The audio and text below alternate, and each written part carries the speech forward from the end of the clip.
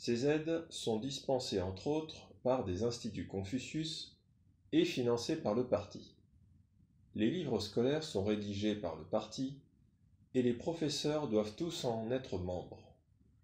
Les responsables politiques chinois fabriquent ainsi, à l'insu des Africains, des hommes dévoués à leur cause qui leur serviront plus tard d'outils stratégiques dans le secteur de la diplomatie, voire des relations publiques. Cependant, fausse note de taille, la vie des étudiants africains en Chine n'est pas toujours idyllique. Loin s'en faut. Beaucoup l'assimilent à une excursion vers l'enfer. Au cours des dernières décennies, la présence de Noirs dans les grandes villes de pays a suscité des réactions violentes de la part des populations. En Chine, le mot pour décrire les Noirs est Airen. Ei veut dire noir, sombre et illégal. Un étudiant africain raconte. Cela fait des années que la communauté africaine en Chine demande au régime de Pékin de changer ce mot, qui a des connotations négatives, espérant changer la mentalité des Chinois envers les Africains, mais sans succès. C'est une humiliation permanente. La plupart des Chinois véhiculent les pires clichés sur les Noirs, plus spécialement sur les Africains. L'ignorance y est pour beaucoup. Dans certains endroits reculés de Chine, les populations n'ont jamais vu d'autres types humains que les leurs.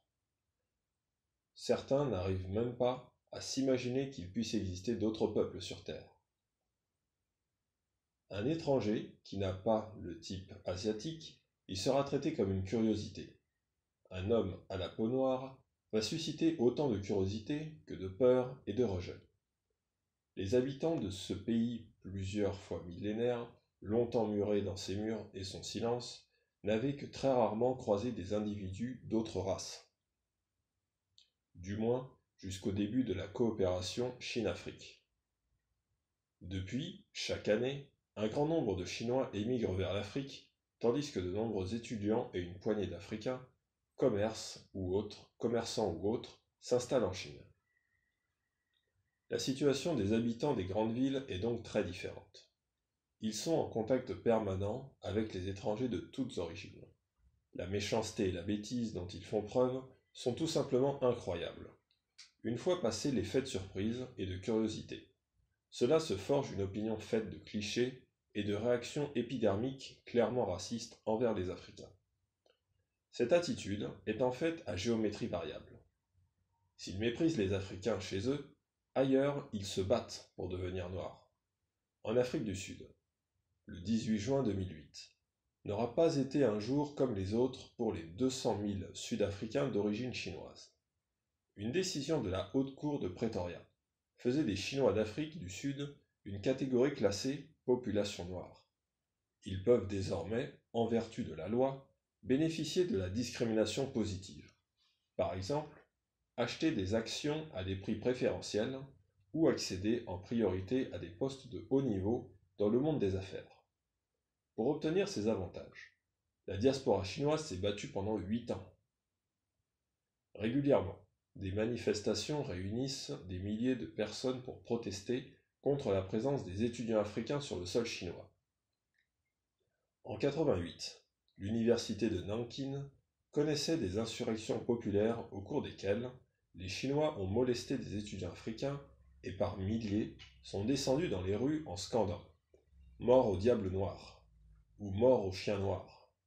L'insulte canine n'est pas nouvelle. Apprenant qu'il en avait été la cible, le général de Gaulle avait déjà marqué son étonnement d'être traité de chien par un Pékinois. Mais c'était au beau jour de la révolution culturelle et pour des raisons politiques. Ici, les manifestants ont pris prétexte de coups mortels portés contre un étudiant chinois, mais ils reprochaient surtout aux Africains leur succès auprès des jeunes filles.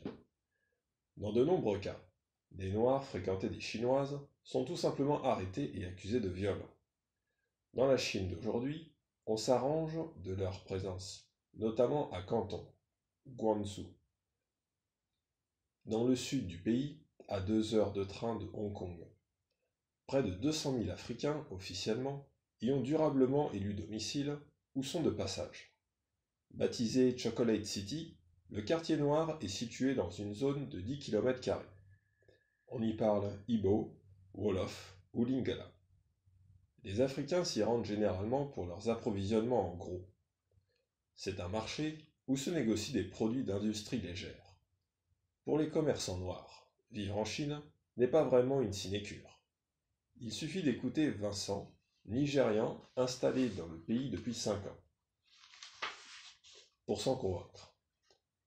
Même si c'est pire en Indonésie ou en Malaisie, on entend toujours des insultes fusées, comme diable noir. Dans les transports en commun, les gens se bouchent le nez, et parfois dans la rue, les enfants fuient à mon approche. Il faut vivre avec. D'autres situations ne sont pas moins humiliantes, comme celle décrite par Jean Bedel, un étudiant congolais. À l'hôpital, pour la moindre fièvre, les médecins te prélèvent un nombre inhabituel de tubes, de sang, et pratiquent systématiquement un test HIV. C'est un comportement qu'ils n'ont pas vis-à-vis de leurs compatriotes. Ils mettent aussi très précautionneusement des gants avant de pratiquer tout examen. Et ce, uniquement avec les Noirs. M. Barry, résident africain de Chocolate City, ajoute: la population africaine a diminué. Avant, les Africains avaient des visas valables pendant 1 an avec entrées multiples et durée de séjour illimitée. En 2008, juste avant les Jeux olympiques de Pékin, les autorités ont voulu faire place nette. Elles ont complètement cessé de renouveler les visas sur place. Il fallait rentrer dans son pays pour renouveler un visa d'affaires. Les rafles ont commencé, raconte un autre résident. Témoignage de M. Kaba. Ma femme a ouvert sa porte à la police pour un contrôle de visa. Mais c'est moi qui avais les papiers. Les policiers ont commencé à crier sur mes enfants qui pleuraient. On leur a dit qu'ils iraient en prison, alors que ma famille est enregistrée auprès des services de l'immigration. Ils savent que nous sommes en règle. De nos jours, 10 000 Africains étudient à Pékin dans le cadre du Fonds de développement des ressources humaines pour l'Afrique, créé par le gouvernement chinois. Mais cette générosité n'impressionne plus les Africains qui savent à quoi s'en tenir. Par exemple, dans un article de Courrier International, daté du 18 juillet 2008, Céline Allemand rapporte qu'en totale contradiction avec le slogan officiel des Jeux, One World, One Dream, les autorités chinoises avaient planifié secrètement l'interdiction des bars de la capitale aux Noirs et aux autres populations classées socialement indésirables. Les propriétaires de bars situés dans le centre de Pékin ont déclaré au quotidien South China Morning Post qu'ils avaient dû, sous la contrainte du Bureau de la sécurité publique, signer un document dans lequel ils promettaient de ne pas laisser entrer les Noirs dans leurs établissements. L'un d'eux, qui a souhaité conserver l'anonymat, a confié aux journalistes. Des journalistes, des responsables du Bureau de la sécurité publique, sont venus ces jours-ci, en civil, pour me demander de ne pas servir les Noirs et les Mongols. Quelques mois auparavant, la police pékinoise avait déjà lancé une opération d'envergure contre les Noirs fréquentant le district de Sanlitun, le quartier des expatriés de Pékin où se concentrent les bars occidentaux.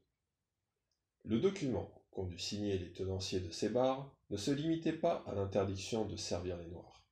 Il devait également promettre de suspendre, le temps des Jeux, certaines activités telles que la danse ou les concerts.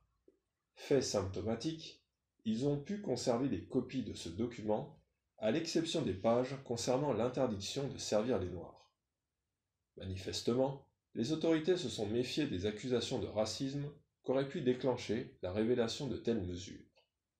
Les Africains sont aujourd'hui victimes d'acharnement.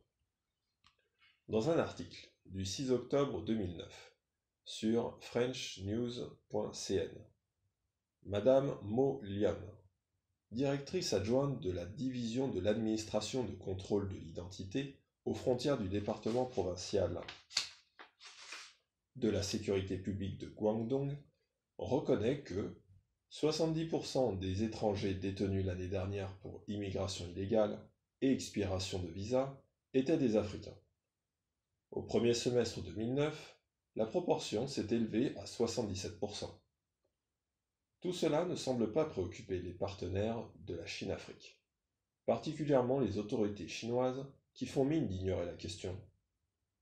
Pour l'Empire du Milieu, outre son potentiel énergétique, l'Afrique, c'est aussi 53 États qui, pour leur vote, peuvent exercer une influence majeure sur les décisions des organisations internationales et devenir un soutien stratégique, parfois décisif.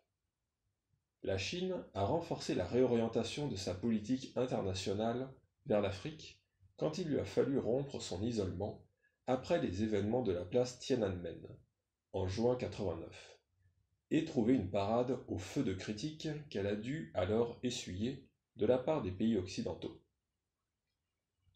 Aujourd'hui, le soutien africain lui est d'autant plus essentiel qu'elle travaille à consolider sa position aux Nations Unies que la réforme de cet organisme et l'entrée possible du Japon au Conseil de sécurité risquent de soulever la problématique de la définition des zones économiques exclusives qui l'opposent au Japon en mer de Chine, et que les questions de Taïwan et du Tibet restent posées. Non seulement l'Afrique compte plus d'un tiers des effectifs de l'ONU, mais elle connaît, depuis le début du XXIe siècle, une croissance économique annuelle supérieure en moyenne à 5%, ce qui lui donne toujours plus de poids dans le reclassement géopolitique mondial en cours. Elle est au cœur des préoccupations sécuritaires des grandes puissances de la compétition pour l'accès aux ressources minérales et aux hydrocarbures. Tous ces facteurs ont favorisé son intégration dans l'univers de la mondialisation. Mais l'Afrique saura-t-elle adopter la politique cohérente que son nouveau statut appelle, ou se contentera-t-elle de changer de prédateur, prenant appui sur l'un, la Chine, pour faire la nique aux autres, les Occidentaux, juste parce que ceux-ci furent pendant longtemps ses fossoyeurs, esclavagistes ou colonialistes? Saura-t-elle éviter que toutes ces actions futures ne soient qu'une façon d'échapper à l'emprise de ces bailleurs de fonds traditionnels, à un moment où ceux-ci conditionnent leurs aides à une démocratisation de ces régimes politiques? Il est indiscutable que les besoins énergétiques d'aujourd'hui dessinent la géopolitique de demain et que la Chine et l'Occident seront amenés à convoiter plus que jamais les matières premières du sol et du sous-sol africain. Dans cette compétition, les pays du continent noir ont plus d'un atout dans leur jeu. Encore gagneraient-ils à abandonner toute stratégie victimaire et revancharde à propos du passé, qui ne les mènerait à rien qu'à la satisfaction ambiguë d'avoir coquufié les Occidentaux par une nouvelle idylle rivale.